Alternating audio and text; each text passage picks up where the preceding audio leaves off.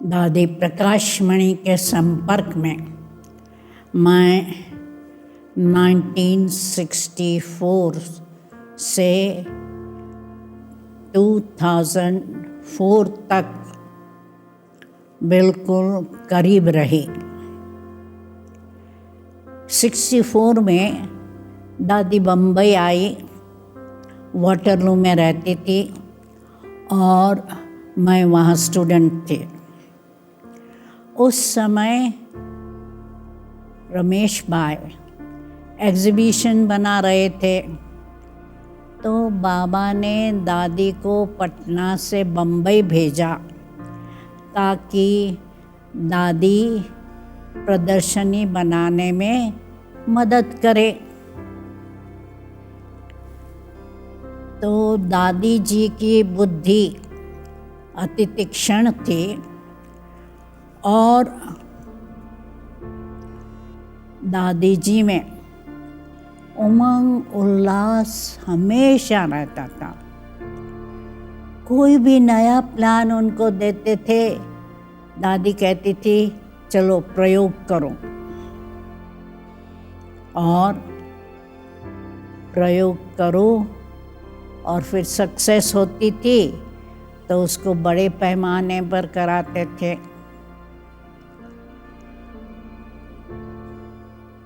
दूसरा, दादी जी बहुत अच्छी लीडर थी।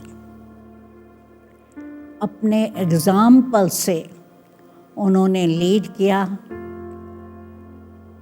मम्मा बाबा को फॉलो कर उन्होंने संस्था की बहुत वृद्धि की और देश विदेश में परिभ्रमण करके बाबा का नाम बाला किया। जब भी यूनाइटेड नेशंस की कॉन्फ्रेंस आदि थी, दादी को बुलाया जाता था और दादी उसमें भाषण देती थी। दादी को शुरू से मुन्नी मम्मा का टाइटल दिया गया था, अर्थात 3/4 मम्मा, अर्थात मम्मा जैसी ममतामय मूर्ति थी। और अभी भी मधुबनवासी दादी का माँ का जो स्वरूप था भूल नहीं सकते हैं, मिस करते हैं।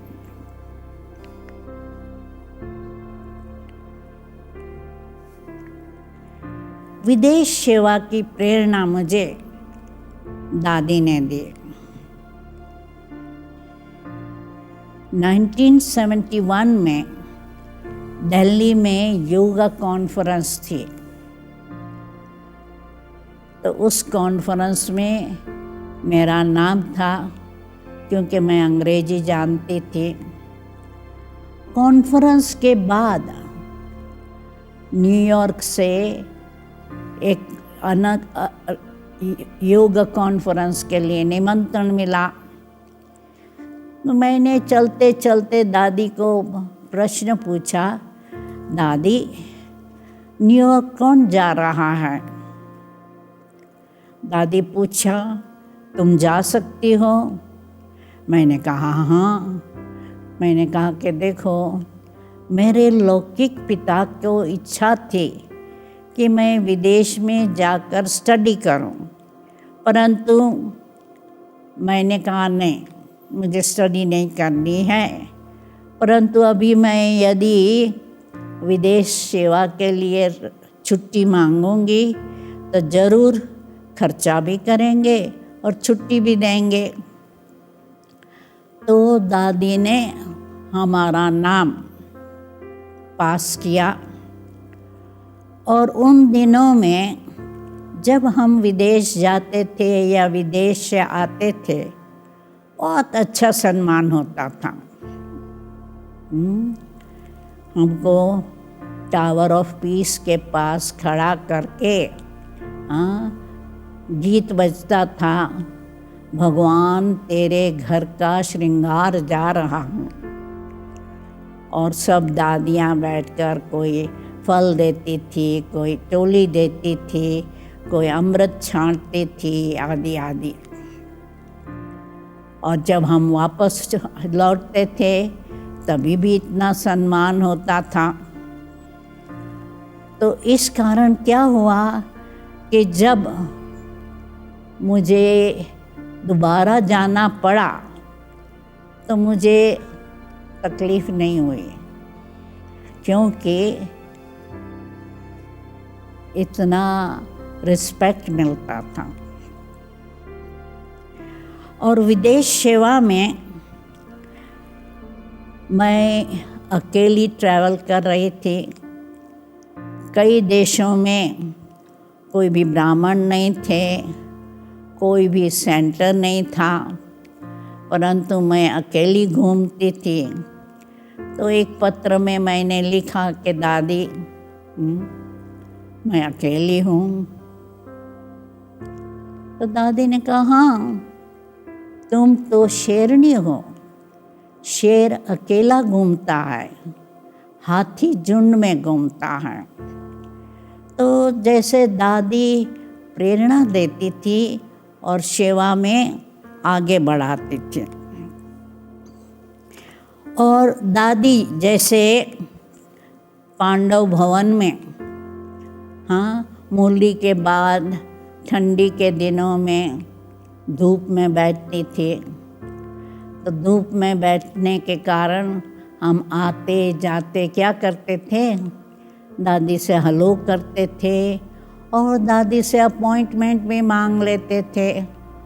और दादी अपॉइंटमेंट देने के लिए एवर रेडी रहती थी। तो इसलिए क्या होता था, सहज हो जाता था दादी से राय लेना। कभी कभी जानकी दादी से, क्योंकि विदेश में दादी 1974 से आई, परंतु दादी के पास इतनी बड़ी क्यू लगती थी जो हमको आधा पौना घंटा रुकना पड़ता था। तो क्या हुआ कि जब ये हुआ, दादी होती थी, मुझे जल्दी होती थी, मैं दादी प्रकाशमणि के पास पहुंच जाती थी। और मुझे याद आए, एक बारी दादी ने मेलबर्न में पब्लिक प्रोग्राम दिया। तो पब्लिक प्रोग्राम में क्या हुआ कि अंत में कि एक दो भाई ने कहा कि मैं फील करता हूँ कि ये अपनी ही है। तो जैसे अपनापन सबको पब्लिक प्रोग्राम में फील कराते थे। और मधुबन में कभी कभी डिसीजन लेना होता था तो दादी अकेली डिसीजन नहीं लेती थी। दादी क्या करती थी, सब हेड्स को बुलाती थी डिपार्टमेंट, और सबसे राय करती थी कि क्या करना है, कैसे करना है। जैसे कई बार पानी की तंगी होती थी सीज़न में, तो मीटिंग बुलाई फ़ौरन भोपाल भाई और सब वाटर वर्क्स वालों की, और पूछा कि ज्ञान सरोवर में अभी प्रोग्राम रखना है या नहीं। तो सभी की राय हुई, कहा नहीं, हम रात दिन भी पानी ले जाएंगे और काम पूरा करेंगे। तो दादी क्या करती थी, कभी भी कोई भी इमरजेंसी होती थी तो खुद सबको बुलाकर अपने साथ काम करवाती थी। मिसाल के तौर पर एक बारी पांडव भवन की लिफ्ट खराब हो गई थी, और भोजन ऊपर पहुंचाना था। तो 12 बजे लिफ्ट खराब हो गई, तो सुभाष भाई फ़ौरन गया दादी के पास कि दादी क्या करें। दादी खुद उठकर सब पांडवों को इकट्ठा किया और सबको कहा चलो उठाओ पतीले, और 5 मिनट में काम पूरा कर दिया। और दादी हमेशा शरीर स्थिति में रही, क्योंकि काफ़ी समय बीमार थी, परंतु कभी चूं चां नहीं किया। हमेशा शांति थी, अशरीरी अवस्था में रहती थी। और उसने क्या किया कि अंत में भी इतनी पावरफुल दृष्टि दी, क्योंकि हमारा एक ऑस्ट्रेलिया का भाई, दादी जब अंत में शरीर छोड़ने वाली थी उस समय यहाँ मधुबन में था, तो वो पहुँच गया था। तो कहा कि अंत में भी हमें इतनी पावरफुल दृष्टि दी। तो जैसे दादी का योग बल और दादी का शरीर पर कंट्रोल अद्वितीय था, तो इसलिए दादी ने अपने जीवन में मम्मा बाबा को फॉलो करके इतना अच्छा कारोबार चलाया, जो हम सभी को भी सीखने मिला। तो दादी जी को 25 अगस्त को हम नत नत प्रणाम करते हैं, और उनकी जो द्वारा हमने शिक्षा ली, उस शिक्षा पर हम जरूर चलेंगे। ओम शांति।